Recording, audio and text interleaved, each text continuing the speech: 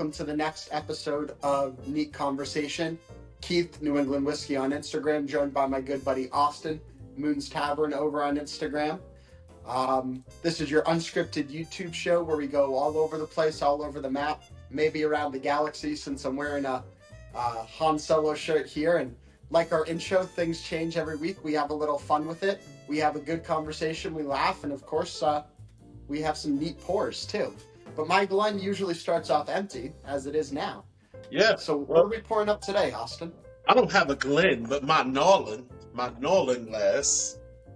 You know, you know me. I like both of them. It's funny. And maybe we can get into that one episode about the different glassware and stuff. And really, truly, I like this because I prefer, I guess, a more meatier glass. But the Glens, when I'm doing tastings and stuff like that, it's a lot easier because I'm trying to, get into it. But my everyday drinker is a normal. But anyway, so that's neither here nor there. Speaking of that, I didn't pull out a standard Glen today either. I actually went something different. I went bourbon at Tiffany's. I call it my spittoon glass because it's kind of the style of it. I don't actually even officially know what the name of it is, but I figured I'd do something different today. Yeah, that works too, and I'm sure Tiffany appreciates that the name. Yeah.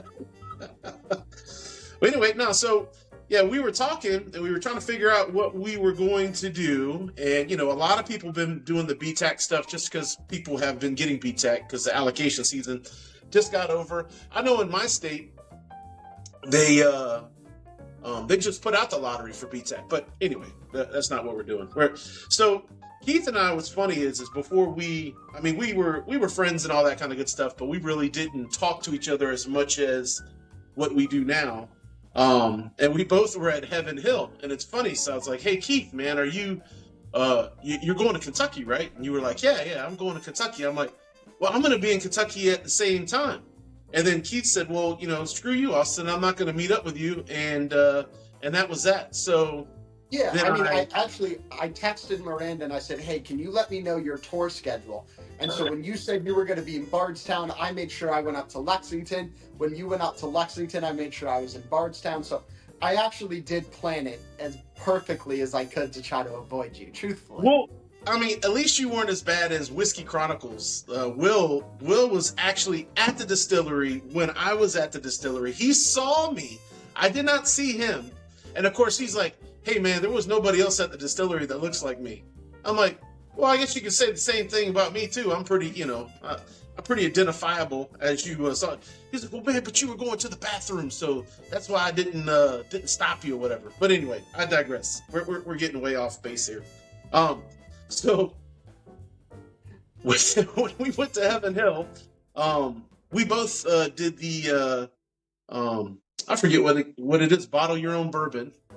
Yep. Yeah, the bottle your own bourbon. We both picked the Heaven Hill Select Stock 14-year wheated whiskey. Now, of course, mine was bottled on February 13th, 2023. When was yours bottled on? February 9th. So I was ahead of you. Yeah. So it was, the experience of it. I know when I went, I don't think either Bernheim whiskey just came out. Is that right? Or they were just doing the bottle your bourbon or bottle your whiskey. It was definitely out, but it was an option in the bottle your own line. Yeah, so I think it was an Elijah Craig that was picked by the master distiller. It was a Larceny picked by the master distiller. It was the Heaven Hill Select Stock, and then it was the Bernheim, correct? Am I right in that? Yep. Yeah, that's how I remember it too. Yeah, there might have been one more thing in the line too, but I'm blanking on it. I think it was either 4 or 5 options, but I'm almost positive that's what it was when I was there because, and they only let you pick one per person to do from what I recall. But yeah, it was all of that. But anyway, I'm gonna pour it up, man. We can sit here and talk, but I can talk while I got something in my glass. Oh, you've already beat me. I just poured mine out too. You're already early, like you always are, because that's the way you are. But I'm late to the recording sessions, but I'm not late when it comes to pouring my whiskey. Yeah, that's fair. That's fair. I'm not mad at that. But yeah, so the mash bill on this one, we have a 51% wheat, 37% corn, and 12% malted barley. rolling in at 135.8 proof. Yeah, she ain't messing around. I mean, she definitely is. I remember when I tasted all this, and the way it kind of goes. Number one, if you know anything about me, you know I'm a Heaven Hill. I mean that's my distillery. If I had to pick two, it would probably be Heaven Hill and then Jim Beam, or one or the other. I kind of put them both at the same level there. But Heaven Hill, I've always loved Heaven Hill. Every time that I go to Kentucky, no matter where I'm going to stop at Heaven Hill, and get some pours, and I just generally like the people down there. But the way that it went down when I went is that you went in there, you went into a special room because they've completely renovated down there, and it is nice. It is really, really, really nice. Not that it wasn't nice before, but they've definitely expanded and all that. I had a tour guide come in, or not necessarily a tour guide, but someone that was leading the discussion of everything that we were doing. They kind of gave us the background story of Heaven Hill and how it started and all that. And then you went into a tasting of the different things that was available. Was that the same experience that you had? Yeah, I mean, we were only 4 days apart, so I'm not sure how much they were trying to change the tour in 4 days. But yeah, well, no, it was the same for I'm me. just saying, it could be subjective. You could have done something completely different than I did. I don't know. I did try to get there early in case there was anything good in the gift shop, but nothing good for me that day. I mean, I'm very happy walking out with the stock select, don't get me wrong, which isn't always available in the bottle your own. I mean, they run it until they run out, essentially.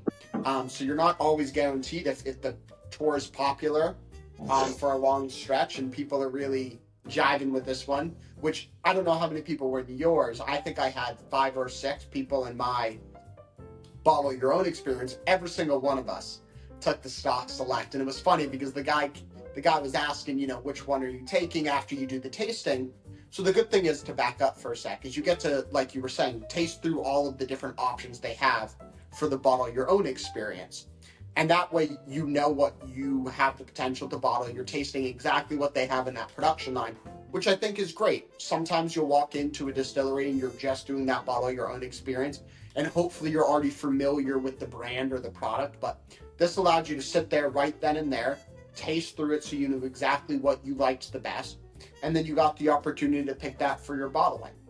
But the guy was funny, and he goes, see, I only printed out, however many people, I said 5 or 6 of us in the tasting, goes, I only printed out 6 of the Heaven Hill stock select labels because I knew everyone was smart and was going to take that one. So it was pretty funny. Yeah, I mean,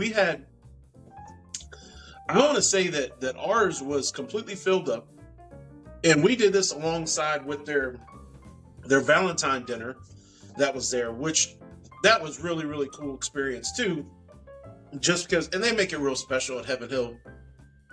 They gave us a little blanket that had like the little hearts on it, Heaven Hill, and then you had like a 3 or 4 course meal that came in there, and then you had the opportunity to get some of the more allocated stuff. But with the experience on this, it was pretty much exactly the same. I know a couple of the people ended up getting some of the larceny barrel proof at that time was very, very popular. But on this trip too, and I don't think I ever did a side by side. I'd be very interested to put this up against the Parker's Heritage Wheat. That's the 11 year, because yep. I'm sure it's probably exactly the same. It's just one's 14 and one's 11. But in my opinion, this one was very, very special. I mean, and it's like we always say, we don't agree on much, but I think when it comes to a lot of these special bottles, I mean, it's hard to say no to them. You know what I mean? Yeah, and this comes in, like we were just talking about, at 135.8 proof. And for me, it doesn't drink anywhere close to that. I mean, it definitely has that flair. You can tell it's not a sub 100 pour, but to me, it's not drinking really over 115. It's really in that like sweet spot of 110 to 122. It's just a really smooth, well-balanced pour. I mean, I think that 51% wheat on it really does well. The malted barley on the back end to kind of round it out, I think really does a great job on this one. At least for me. Yeah, I mean it's crazy because a lot of these weeders that are the heavier, I mean the higher proofs, a lot of them to me doesn't necessarily, and I'm talking about a weeded whiskey, and there's not too many people that do just wheat whiskey, right? But the ones that I've had, they kind of fall off on the finish part. But like you said, this is very balanced, and it does have a nice little hug there. But of course, it's 135 proof. But it doesn't drink. It doesn't drink as hot like what you're saying, like maybe some of the larceny barrel proofs or something. I think that's one of the biggest criticisms that I hear of Heaven Hill and their weeded stuff. Of course, that's a bourbon, not necessarily a weeded whiskey. Is that that sometimes that they drink a little hot. But the Bernheim that I had too, I mean, I like the Bernheim, but I don't know. It must not be as popular either. One, don't know. People do not know exactly what it is when they see it, because every time I go into a store, there's always a batch of Bernheim there that's available, which I think it's crazy. I mean, I'd pick one up every single time, but I mean, I've got a couple backups. So I'm like, I don't need 1,800 Bernheims in my bar, But they're absolutely delicious. I don't understand why people are sleeping on them, but that's just my opinion. Again, I may not have the more popular opinion than some people do when it comes to that. But yeah, I think one thing about Bernheim is, like you were saying, people aren't necessarily over familiar with it. They might not know that it's a Heaven Hill product. They might not know anything about it, and it comes in around $100 on its MSRP. So, sometimes that can be a lot for people. Is they're picking up a product that they're not familiar with. They don't recognize the name. They don't know what's behind it. So they look at a $100 bottle and they say, for me right now, I'm going to go home and I'm going to research it. And then you come into the liquor store and buy it, and they come back and they're like, dang it, Austin was here again. I left my card. My card's right there. Austin was here. So I probably shouldn't even tell you the story. You're talking about a liquor store. Every time I tell the story, I feel more dumber and dumber, and it's funny. You know what? Well, don't worry. We already know you can't count. So yeah, I can't count, and apparently I can't read. So good old Virginia education. But anyway, all right, I'm gonna tell you the story. That I feel dumb telling you this, but you got to have a good story, right? This is a neat conversation, so I'm gonna try to make it neat here. So one time there was a sale at the liquor store, and it was just me and this dude, right? And at Virginia ABC, and there was some bottles that was there was store wide. It was 20% off, store wide on everything that they had, right? As far as when it came to whiskeys, and I was like, oh heck yeah, So I'm loading up on the Knob Creek, the Knob Creek barrel proof, all the different things that I could get, Wild Turkey, Russell's, a single barrel, whatever. And I really like, and I'm not big on much of their stuff, but I really like the High West Rendezvous, right? Yep. My mind just was not thinking at the time when I was talking about it. And so the guy was like, man, I'm really looking for a good rye. I'm like, oh, dude, we ought to pick up that High West Rendivinus. And he was like, what? I said, the High West Rendivinus, it's right there. The Rendivinus one. And I kept saying it. And I think the guy was screwing with me because he wanted me to keep repeating the Rendivinus. And he goes, he went down and looked at it. He looked at me. He goes, you mean the Rendezvous? I was like, oh, I'm such an idiot. I said, he probably has a YouTube channel, and that's a story that he constantly tells about that guy in the liquor store that couldn't read. This was a couple years ago, but it was funny. I mean, I tell that story to everybody that I know. I guess just to give them some arsenal on me, which is probably not good. You probably don't need it. If you hang out with me long enough, you're gonna have plenty of stuff to talk about. But it was a funny story. Have you had a Rendivinus with him at the liquor store again since, or not? I have not seen that guy, thank God. So the dude's like, don't go to the Rendivinus store. There's weird people there. But yeah. But now, getting back to this Heaven Hill, man, I mean, the last time that I went there was a gentleman there named Alan, who was a kind of an older guy. And he did a lot of the tastings as you went in. So he did the bottled and bond, iterations that they have at Heaven Hill, which Heaven Hill by far, I don't think anyone can argue that Heaven Hill's probably got the most bottled and bond products there. And they're just awesome. I mean, between the Evan Williams, Old Fitz, JTS Brown, JW Dan. I mean, all of those, they are just completely awesome. But the guy that was doing that, if you ever get a chance, that's my favorite. That is my favorite thrifty pour. But if you ever get a chance to do a tour or spend time with Alan to me is like Buffalo Trace's Freddie, right? And he is just a super, super nice guy. And I really enjoyed the time that I had with him. The last time that I went to Heaven Hill, I don't know if I saw him or not, so hopefully he's okay. But he was awesome guy. So if you ever go to Heaven Hill, you see Alan, you say Austin said hello. He was probably with Will, just avoiding you as you went. I know, right? He's like, oh, he's gone to the bathroom. Let's leave now. They snuck out the back door. Went to a different Rick house. Yeah, that's right. Yeah, well, he'll never find us in this Rick house. But talking about the pour a little bit too was one thing I realized that I kind of went over the mash bill. We kind of went over the process of selecting it. But one thing I realized we didn't talk about is its limit on it. It is a limited edition in sense. It's not necessarily quite as numbered.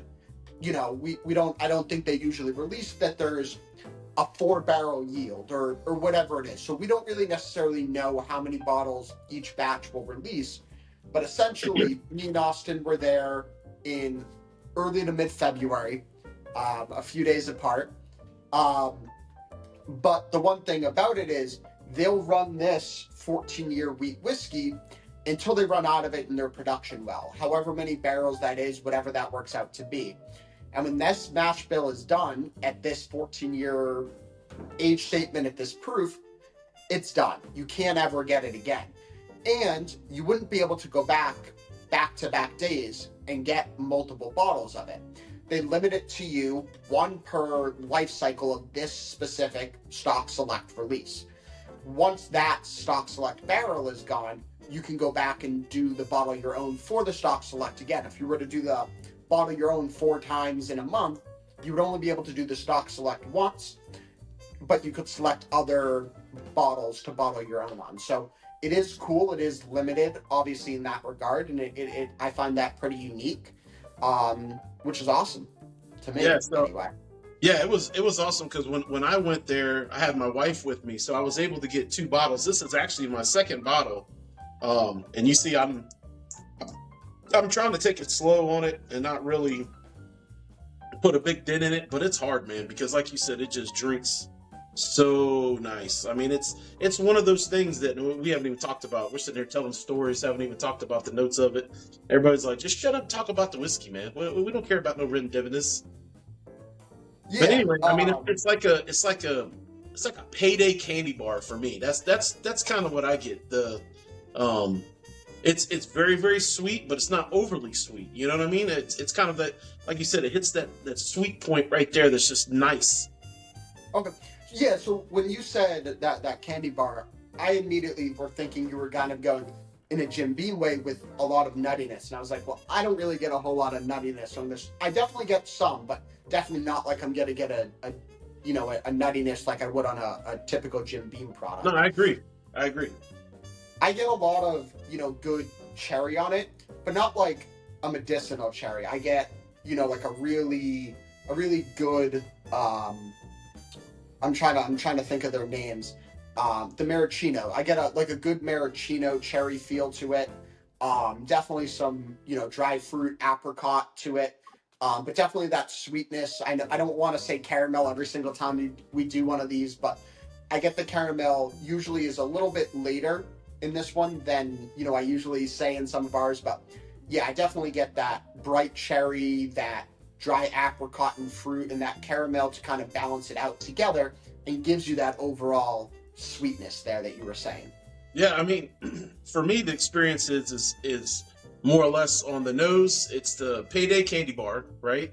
And then as you're drinking it in the palate, I get the payday candy bar up in the front. Then it goes into like a cherry Coke. kind of thing. I can definitely see the cherry part. I'm not necessarily getting the apricot on my palate, but I definitely get some heavy baking spices and almost pepper as it ends the palate, but it's more in the back. The cherry coke and all that to me is kind of a mid palate. It's not. I don't know. I wouldn't say that this is a very complex one, but it's just daggone good, man. I mean, you drink it and it's just like, oh, I want more. I mean, it's I don't know how that I've kept it around for this long. I mean, to be honest with you, it's 2023. I mean, heck, I feel like 2025 is going so fast. It's not even funny. We're almost out of January already. I know. Well, this is your second bottle, so if you think about it that way, it's not. It's one that if I could keep stocked on my shelf, it would easily potentially be an everyday sipper for me. But I think because of the scarcity of it, the specialty of it, being able to bottle it on my own, I probably reach for it a little less just because I want to try to keep it until I know I'm getting back to Heaven Hill and potentially bottling it again. As you're saying that, and I'm pouring more. Yeah, I'm gonna reach for it less. Well, we've already reached for it, so that's a bit different. So. Well, and the cool thing is too is like because you are bottling it, you have to put, I guess, your name or whatever. At least that's what they tell you. So I mean, mine actually says bottled by Moon's Tavern. I had my wife write it on there just because you wouldn't be able to read my chicken scratch. Yeah, you can't read mine, but mine says New England whiskey. So. Yeah, so I mean, it's really cool to make it personal, and you can really remember that whole entire experience there doing it. But yeah, Heaven Hill, man, I'm telling you, they just hit it out of the park with so many different things. I mean, if you can see on my bar, this whole entire from here over is nothing but Heaven Hill, and most of the stuff up there is Heaven Hill. So yeah, Heaven Hill is definitely one of my favorite distilleries out there. Good. I was going to say, no, I think Heaven Hill is one of those that you don't realize, in a sense, very much like Buffalo Trace sometimes, you don't realize how much falls under their umbrella. Oh, yeah. It's crazy. And I mean, the Heaven Hill brands is a really great and well-balanced line. I think, you got your heavy hitter leaders, you got your bottled and bonds, like you were saying, you got your good thrifty pours, but then you got those really good barrel proofs, the Elijah Craigs, Larceny. You got a really good mix in that portfolio that I think you could drink a Heaven Hill product every day of the week and be drinking something completely different, right, and not get sick of drinking nothing but Heaven Hill, which I think is a testament to how well that they actually do it.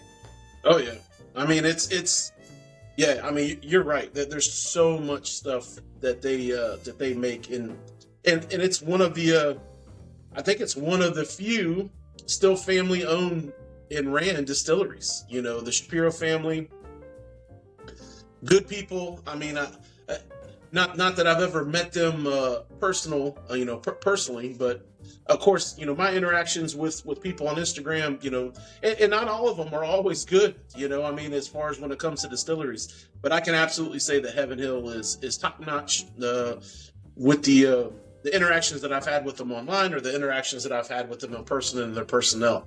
People have been completely awesome. I can't say that enough. If you go to Bardstown, there are two definite stops that you have to do. One, you have to go to Mammy's, and you got to get you some fried chicken and all that kind of good stuff. They got a pretty decent bar there. And then two, you got to go to Heaven Hill. I mean, those are the two main stops that I go every single time I go to Bardstown. Oh, there's one more place that I go to, and I cannot remember. There was a bar that was down there. There's a couple of bars down there. Daggone it. I want to give them a shout out, but I cannot remember the name of the bar. It's like a speakeasy anyway. You have to go in and you have to punch in the prohibition date to be able to get into it. The Volstead okay. Bar. It is awesome. That dude, when we went there, it was crazy because Jerry was there with me when we went down to Bardstown, and the guy was closing up for the night. I think we were his only customers, to be honest with you, because it was in February, and February is not really if you really want to experience Kentucky and all that, February is probably not the best time to go. Yeah, just because there's not a lot going on, right? Yeah. Well, so, and they've had bad snow recently, and they've had to shut things down. They're just not as used to snow as I am out here in Virginia. I know I think you finally de-thawed after your 3-week hibernation. But the Volt, he was cool, man, because he was like, look, man, y'all are it, you know. I'm probably just gonna go ahead and close up shop or whatever, unless y'all want to stay. And I said, well, man, I'll be honest with you, I really want to go get some pizza at this pizza joint because, you know, we've been touring distilleries all day long. I'd like to get some food in me. He goes, you know what, man, I'll tell you what. You go and get your pizza. When you come back, don't go to the back door. Knock on this door right here, and I'll let you in. And Keith, I am not kidding you.